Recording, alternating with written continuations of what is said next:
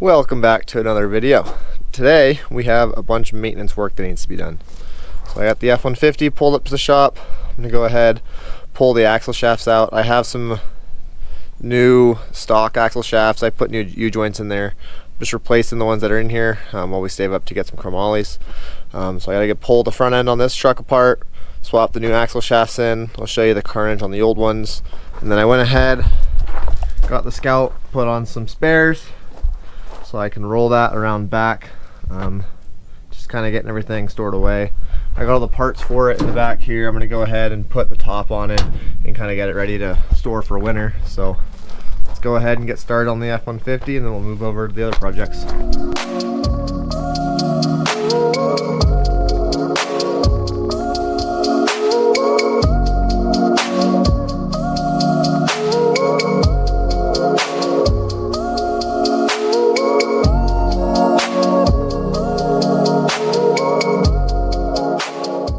So I gotta go ahead and pull the caliper off. Once that's off, I can pull my lockout out, everything, spindle nuts off, and this whole assembly will come off. Then I gotta take my 5 spindle nuts off, pull the spindle off, and then the axle shaft and pull out. This one is in 2 pieces, so we will see. It shouldn't be too bad to get out, honestly, because it's kind of a pain when your shaft breaks on the inside. You gotta get a magnet in there. Sometimes you gotta pull the carrier out, try to mess with it. So this one shouldn't be too bad because just the eyelets broke, but yeah, we'll go ahead and throw a time lapse up and get started on this.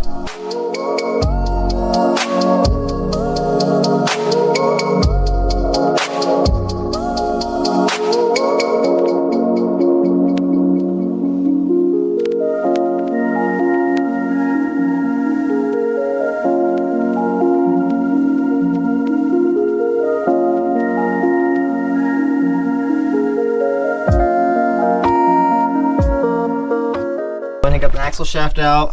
You can still see, the best way to show you this, there's still needle bearings down here from when that U-joint exploded. But yeah, there's my inner shaft. It is, I'd say that's pretty smoked.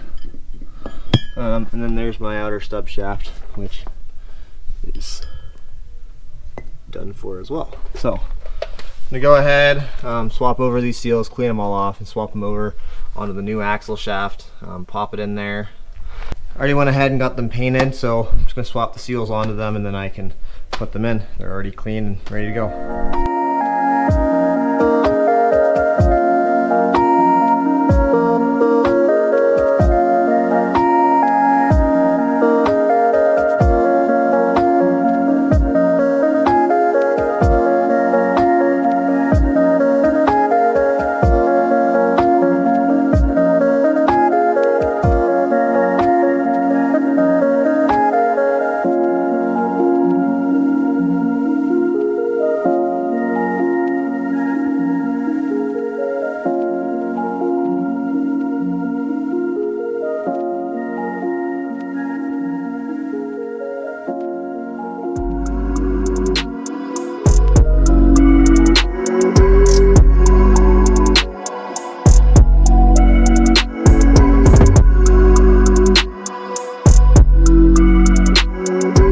Be installing new spindle nuts on both sides, just because the ones I had in there, I don't think they were exactly the right ones. For some reason they had the nub on the lock washer when it's supposed to be on the spindle nut. So if you don't know how to do this, you have 2 spindle nuts. One of them has this little nipple, one of them doesn't have any nipple on either side. What you do is you're going to thread the one with the nipple onto your spindle with the nipple facing outwards. You're going to torque that to 40 foot-pounds while you turn your rotor. Let's make sure that it seats flat, it's not at an angle, cockeyed or anything. Once you have it down to 40, you back it off a 1/4 turn, and then you need to slip this over your spindle, but there's a key in it and there's a key in the spindle. So this key needs to go in the key slot, and then you have to align the nipple with one of the holes on here. So you're going to want to tighten that spindle nut a little bit until the holes line up, and this is what's going to lock it on there so your spindle nut can't back off. And then next you're going to put this spindle nut on, you're going to tighten it down. I believe it's 80 to 100 foot-pounds. I'm going to have to double check that, but I'm pretty sure it's 80 to 100. And then that just locks it on. Once that's all on there, you can go ahead and put all of your locking hub stuff back together. Alright, so when you're done, it should spin. Not a whole lot of drag, but there is a little bit of drag there, and then there shouldn't be any play in it. So this one is good to go. I'm going to go ahead, put my locking hubs back on, and then I can get all my brake stuff put back on as well.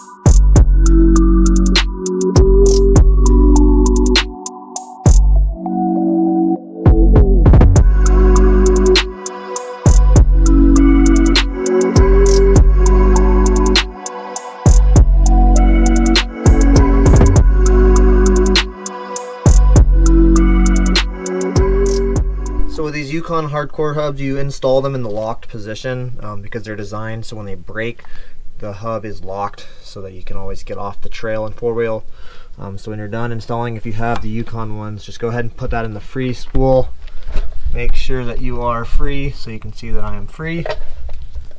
And then lock, you can see that it's locked. So everything is working good in there. I have installed these a couple times and for some reason they won't unlock. That only happened to me the first time I installed it. So if it's your first time, I would just double check this, take it for a drive, and make sure that everything's running smooth, lock and unlock. These ones, I have noticed that it's easier to unlock them if you back out of it. Just take the tension off of them and then unlock them, and then you're supposed to back up again to get it to unlock. But yeah, so that's that side. Go ahead, get the brake thrown on, and then we'll go ahead and do the other side. So when I change axle shafts, I like to jack my one side up way higher than the other. That way I don't lose a bunch of diff fluid when I'm changing it. You can see we just did that side and I have a little bit dripping out. That's just because inevitably, since you fill it up above the axle tube, you're going to have a little bit that gets in your tube. But this way you can save most of that fluid. I would still recommend topping it off and checking when you're done, but this is just the cleanest way I found to do it. Truck is all fixed up. Now of course we gotta go for a test drive. Well, the F-150 was fine. Axle shafts, everything works good, no leaks. All I gotta do now is fix that drag link, or I guess the tie rod. It's bent pretty bad, so we're gonna have to go ahead and build a new one. Yeah, she's doing good. She's back good as new. Got everything over here organized. Still have the 67 Scout. All the front body panels are in the bed of the 67. And then got the top put back on the Scout. Parts just hanging out inside here for now. Just gonna leave it until we get settled with our move, and then yeah, then we're gonna start working on that stuff again once we, get settled in our new home. So yeah, thanks for watching, guys, and we'll catch you in the next one. Hopefully we're gonna be doing some wheeling in the F-150 soon. I got a rooftop tent for it, so we're gonna be building a bed cage and putting that tent on top and then doing some overlanding, if you will. But yeah, anyways, we'll catch you in the next one.